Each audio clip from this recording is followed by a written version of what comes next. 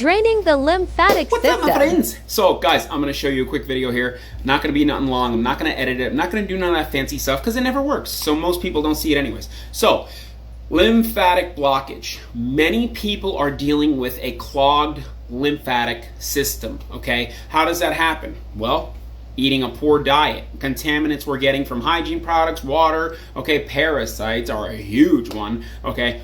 But you've got to break down the defenses that these parasites use first before you start trying to directly attack parasites. Because you see, what happens is most people will try to do a parasite cleanse without addressing the fact of heavy metal toxicity, lymphatic blockage, okay, a clogged system, fecal matter. You got to clean the gut, you got to clean the liver, you got to clean the lymphatic system, okay, the glandular system.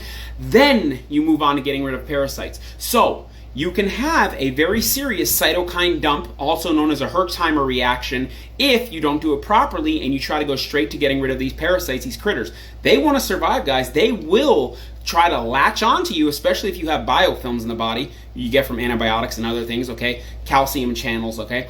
They will use that as a defense to hide themselves, and they will release chemicals in the body to make your life miserable, okay? You may have felt them before. I got a headache, you know, you have drowsiness, fatigue, you get a craving for a sugary sweet snack.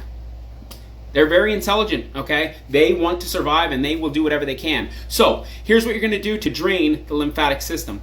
First off, every single day, what I want you guys to do is on an empty stomach, get a full glass of water, 16 ounces, 12 to 16 ounces. You're going to put in a half teaspoon, my tongue's orange because of turmeric, okay, of Celtic salt or Redmond real salt, or if you can't find either of the two, a good quality pink Himalayan salt, okay? You're going to add a half teaspoon of that to your water. Drink that down, okay? If you want to take it up a notch, you can add cayenne pepper, you can add ginger, you can add a little bit of lemon, okay? Just try to keep out any sugars in the morning. Yes, just in the morning, get that salt, get your lymphatic system moving, okay? And here's what you're going to do after that.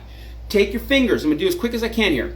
You're going to grab your fingers from here, okay? From the nose straight, you're going to add and move them here. You're going to do this several times, okay? Out, out, out. Do that about 10 times. You're going to do it on your forehead here too. Out, out 10 times. Look, you're moving it to right here around the ear, okay?